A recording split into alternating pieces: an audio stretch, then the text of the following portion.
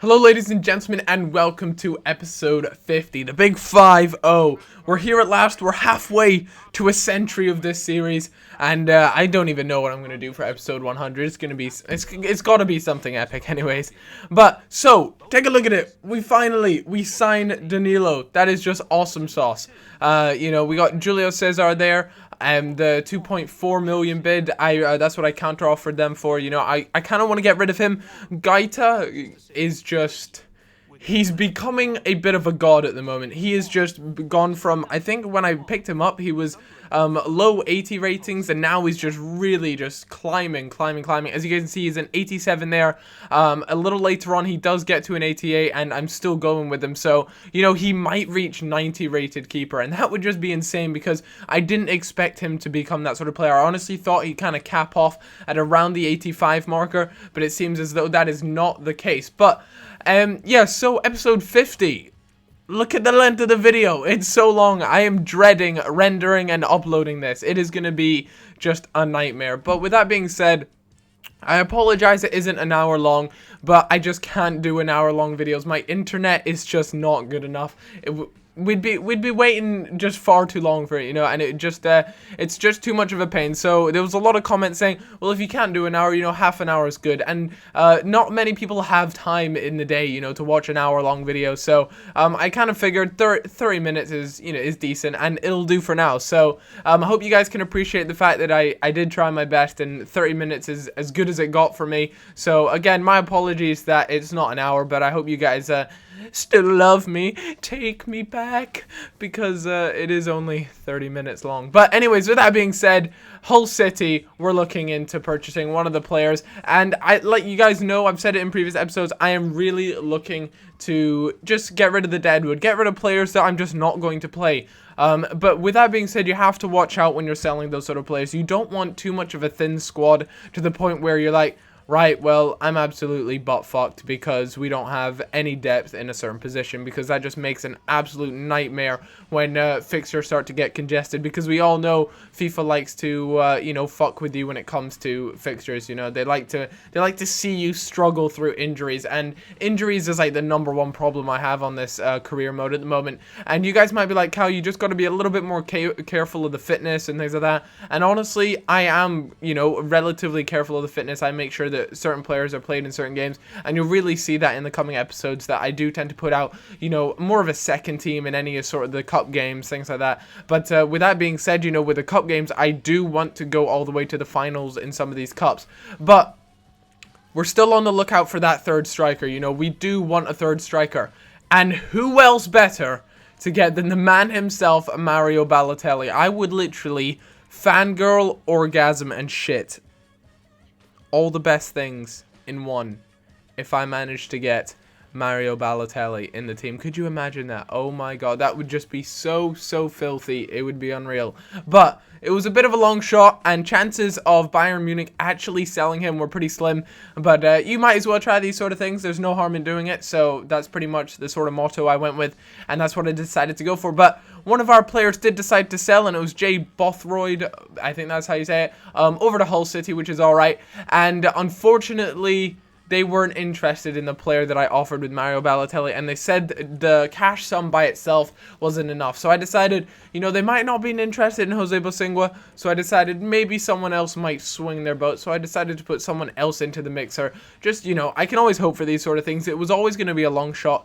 And you guys, one of the comments that I've seen well, I don't want to say a lot, but I've seen pop up here and there, because comments is probably the one thing I read the most in my day when it comes to my videos, just because it's, it's really interesting to see what you guys think, what you guys would like to see, and things like that. So one of the things is that you guys would like to actually see me bring in quote-unquote superstars, some of the bigger name players. It's all well and good having Merkel, El Shaarawy, Muriel, players who are going to grow into what I will call superstars, but you guys kind of want to see them now, if you know what I mean. But with that being said, part of me is like, well, you know, if you guys just want to wait like another 6 months, these players will be amazing. And I can promise you that, because they will literally be godly. And I'm really excited for that. And I can't wait for you guys to see them. And, you know, we finally get a transfer offer in for Gareth Barry. He was one of the players we purchased right at the beginning of the whole transfer window. My first time in charge of QPR. He's done good for the squad.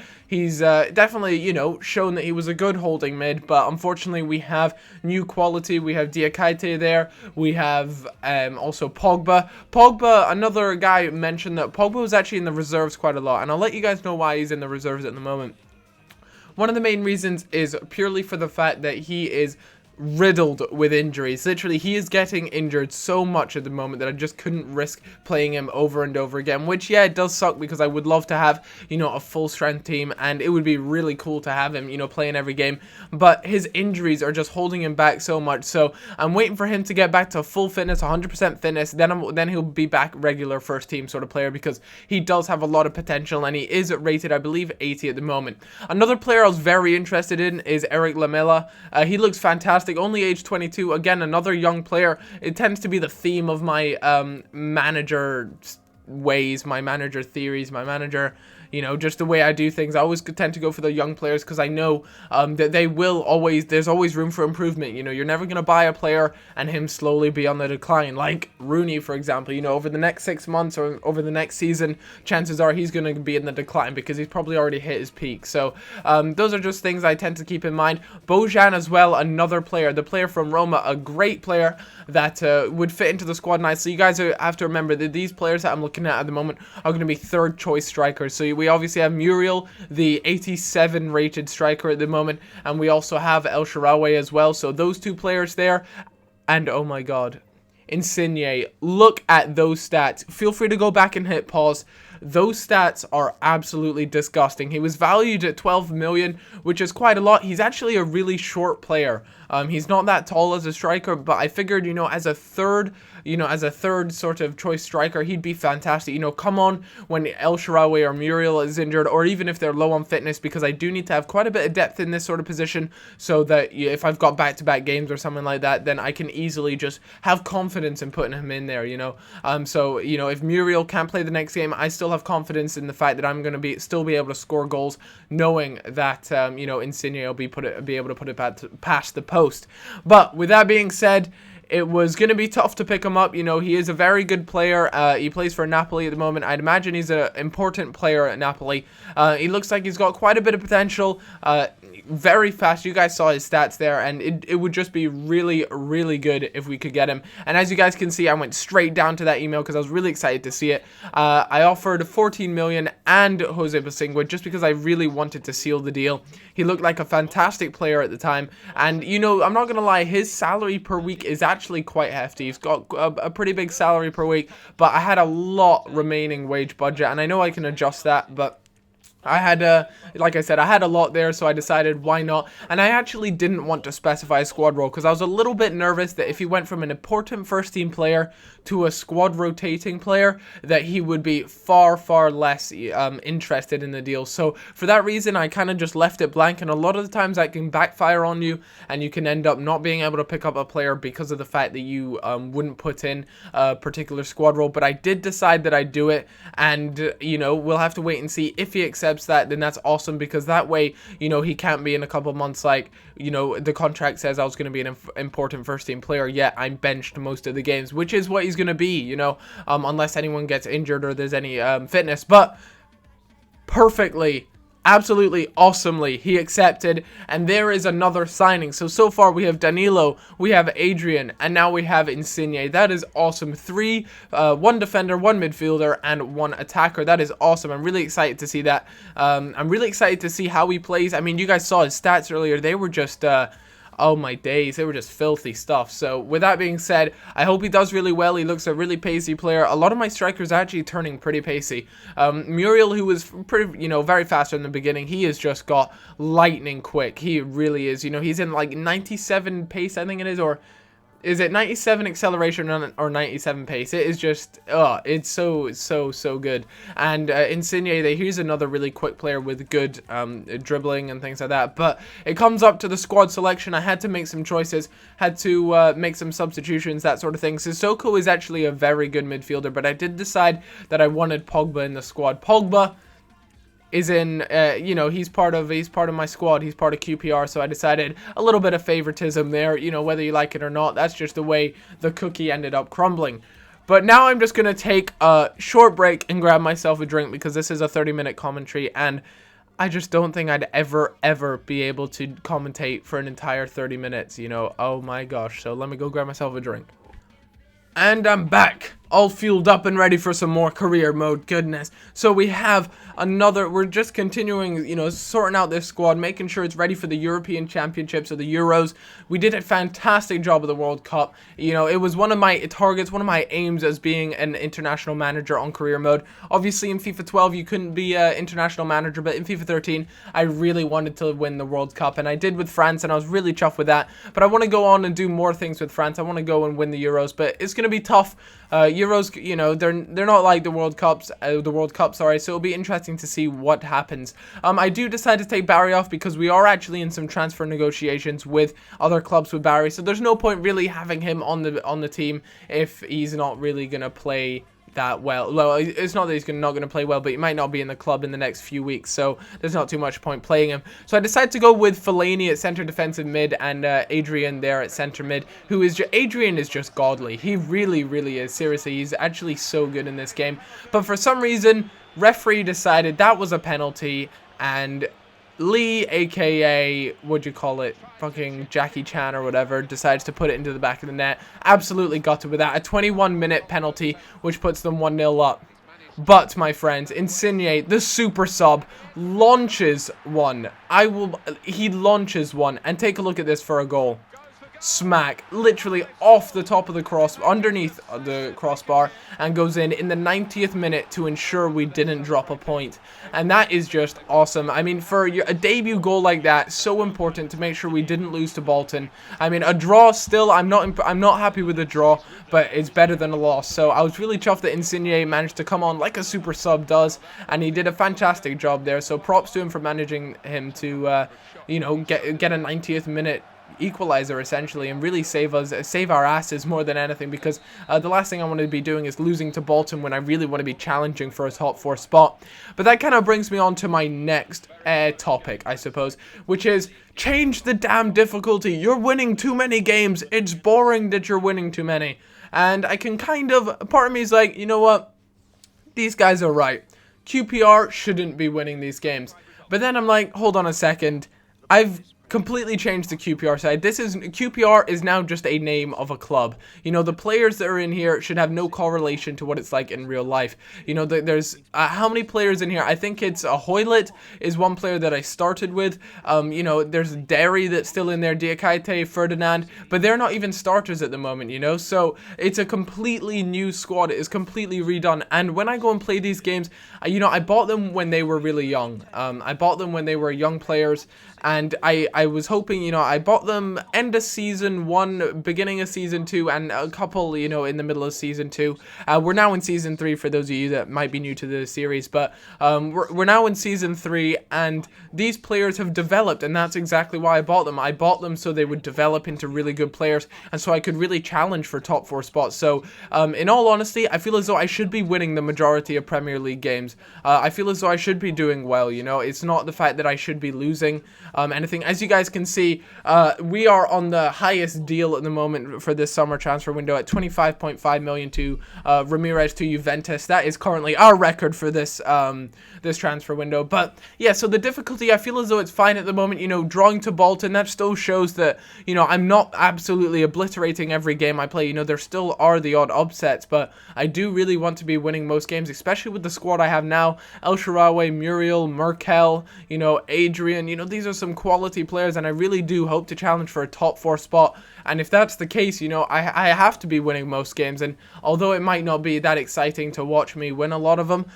you know, I'd still do mess up a little bit. As you guys can see with that Bolton game, a 1-1, that's really not a stellar result. So with that being said, that's just something to keep your mind, you know, keep it on your mind that although it is QPR, it's not really got any, you know, real life correlation because it is a completely different squad. With that being said, though, on transfer deadline day, I do decide just to take a look at my squad one last time, just to see if there's anyone that I can transfer list or, you know, send out on loan or anything like that, just at the last minute, because I did want to get rid of all the dead wood this this particular transfer window, just to make sure it frees up some wage, you know, gets us some extra transfer room, a bit of wiggle room when we want to go and buy some players. And another comment that I actually saw in one of my videos, which was kind of funny, it made me laugh a little bit, is asking me why I was so goddamn stingy with my money. And, you know, someone was like, Cal, why don't you just, you know, accept the 10 million price tag instead of going back and counter offering 9.3? You know, you know, it's only a 700,000 difference, and you have like 25 million in the bank.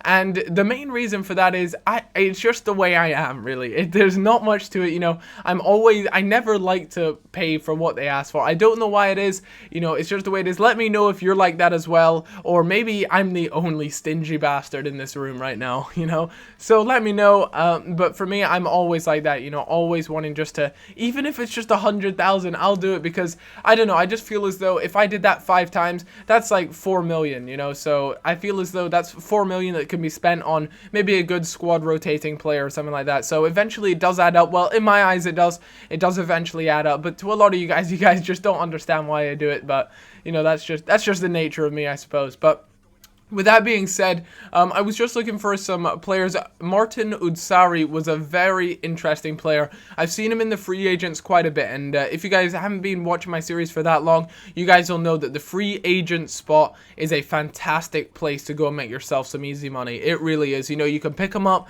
you pay their wages, and then you can literally just go and sell them in a season, maybe 2 seasons, depending how long you're at the club, because, you know, they will develop into good players. Make sure that, you know, they're relatively young. I only tend to like to sign young free agents unless I really lack depth in a particular position. So, for example, if I only had 2 strikers and I just needed a good striker, I just go and buy the highest rated striker, no matter what their age. But if, you know, things are looking good, I'm in a comfortable position.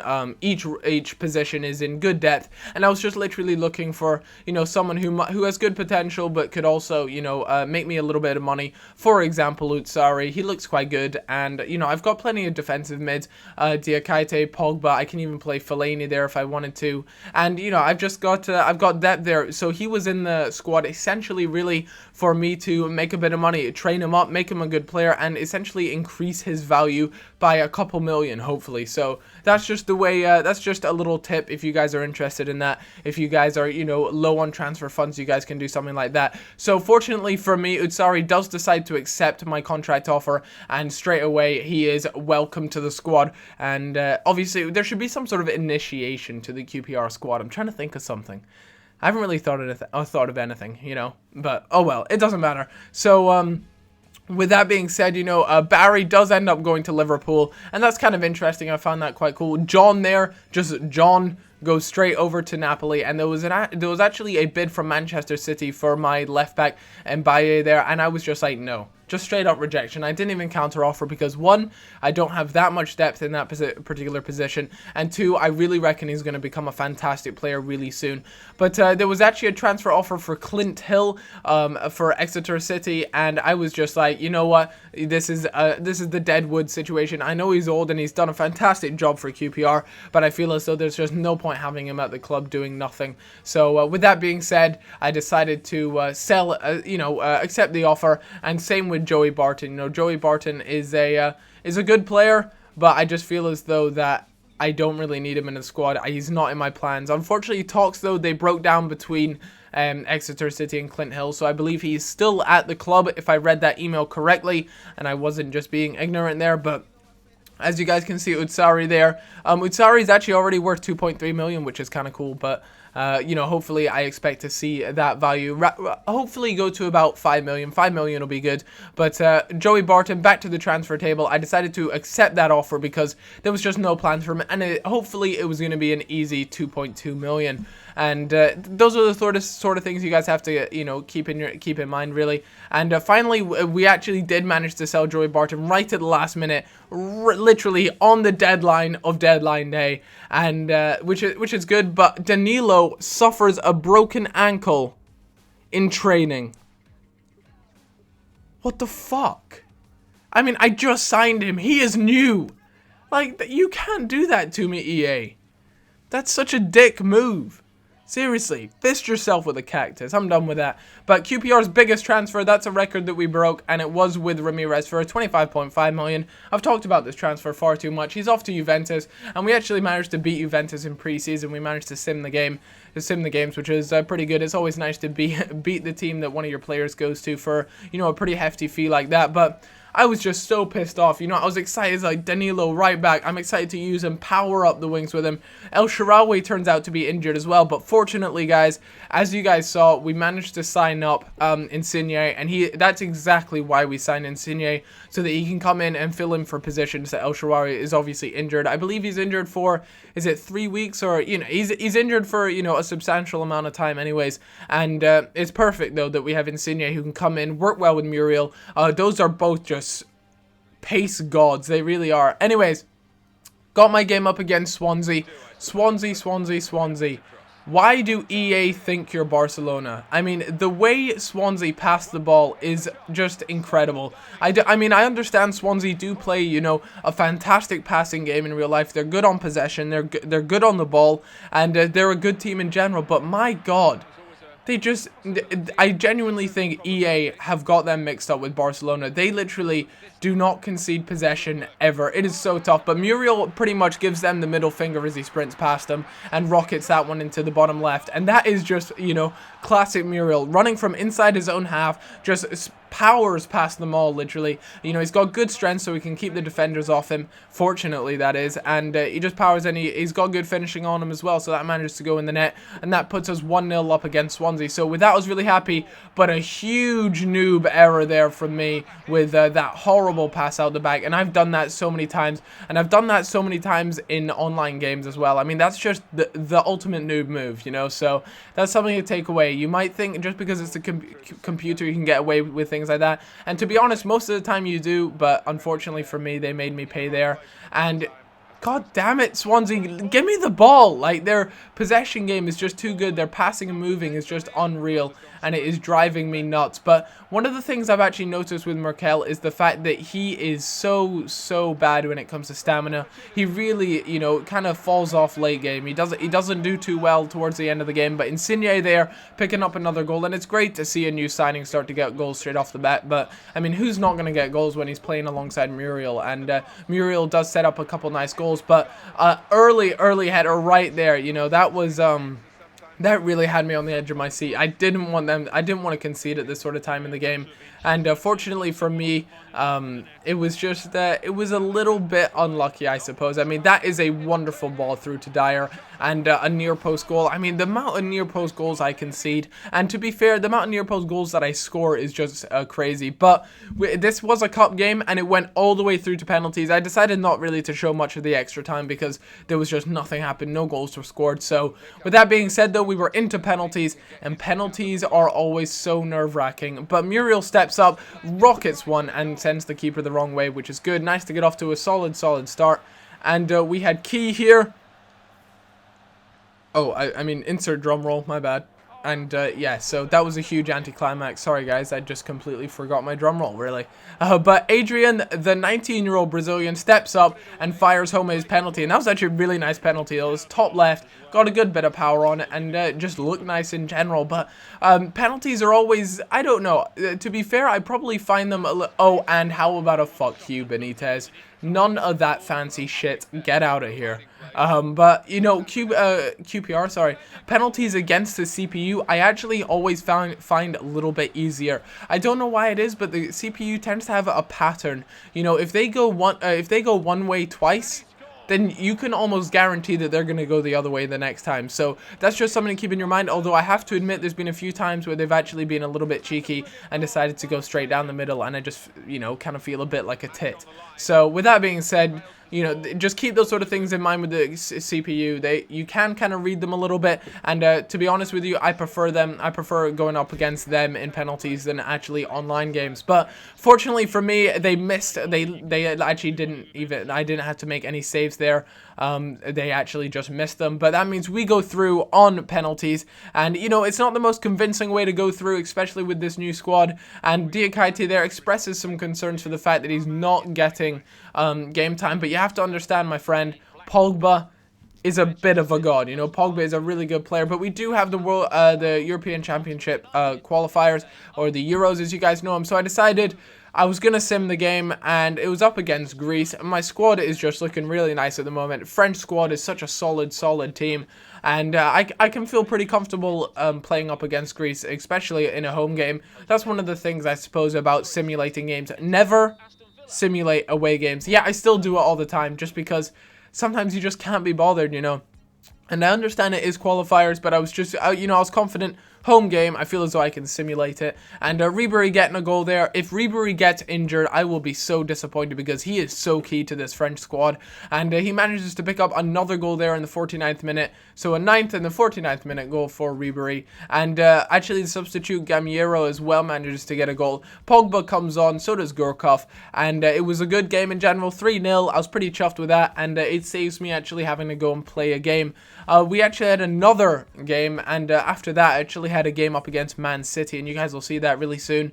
Austria versus France, and Austria, you know, they're actually quite an underrated side. I mean, they're not really got much on France, but it's an away game against Austria. Mvia there does a good job of getting an early goal. It's always very comforting when you get an early goal, because you feel as though you can kind of relax, because I actually find simulating games is far more nerve-wracking than actually playing the actual game. I don't know why, because you're just sitting there waiting for the next little feed thing to drop down, and if it's a goal to their side, you would want to facepalm so hard.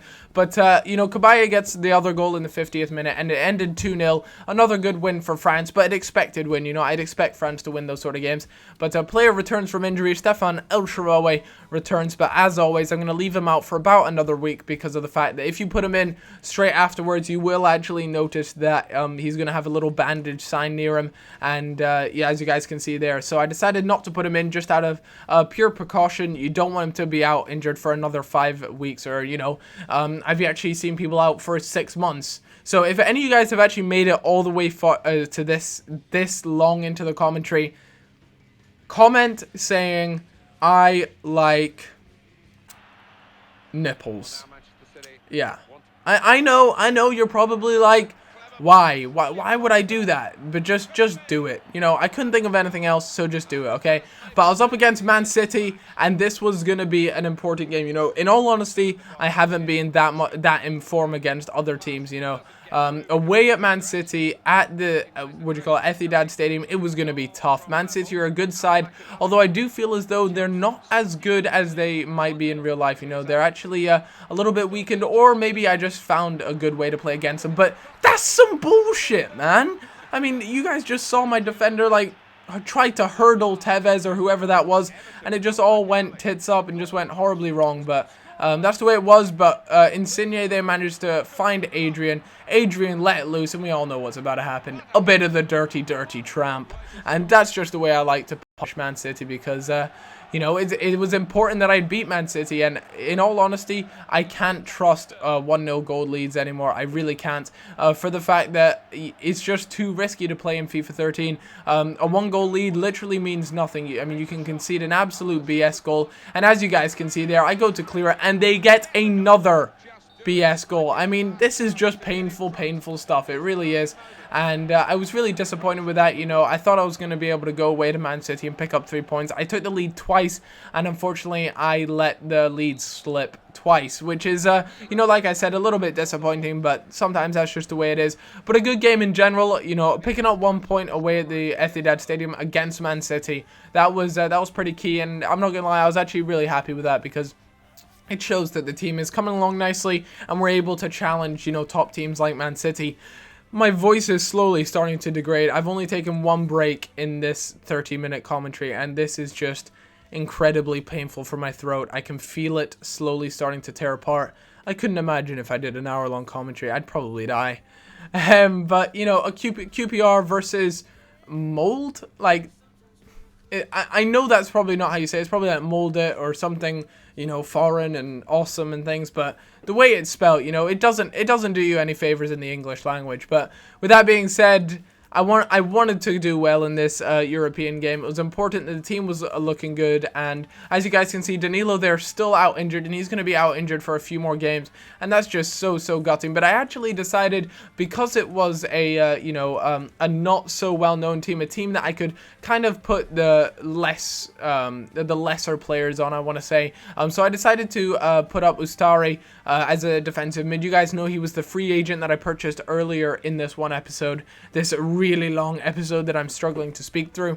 So I decided to put him in. It's still, you know, a fairly strong squad. It's still got my usual, my attacking three, really. Adrian, Insigne, Muriel. I decided to keep Merkel on the bench for this particular game because I didn't want to risk getting another injury. But in the 5th minute, Kurt Zouma steps up and picks up a goal, and that was important. Nice to see as well. But they equalize pretty quickly, and then Fellaini's like, no, fuck you, we're still taking the lead. And he decides to go in the 33rd minute. And then Ustari, our free agent, who I believe this is his first game for the club, actually gets a goal, which is just awesome. I was so chuffed to see that. That'll really bump up his value as well. And Muriel there also puts the nail in the coffin to make that a 3-1 victory. Really chuffed with that. Really happy to see that go in. And, you know, just in general, nice to see. But we can already see Insigne is now rated an 81.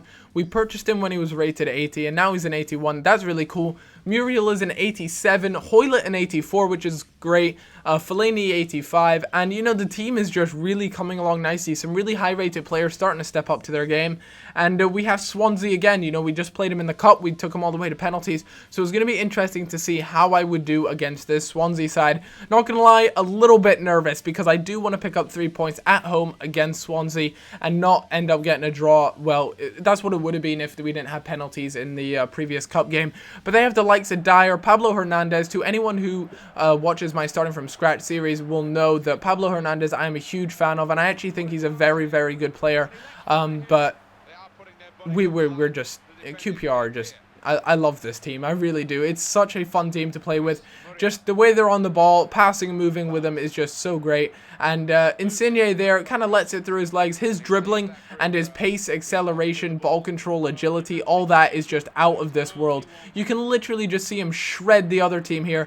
Cuts back in. I mean, that is just a wonderful goal. So happy to have a player like that in the squad. So it was fantastic in the 23rd minute for him literally just to shred up the team like that. And, you know, that kind of sealed the deal for us. That kind of did the job. But, guys, I hope you've enjoyed this episode.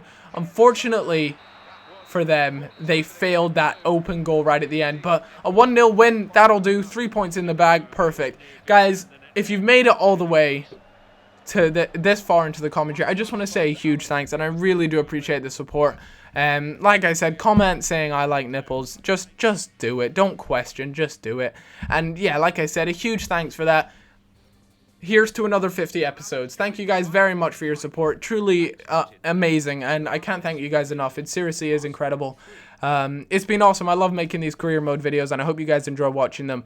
And now I'm just going to go and buy a new throat or something, because I'm going to die. See you guys later. Bye-bye.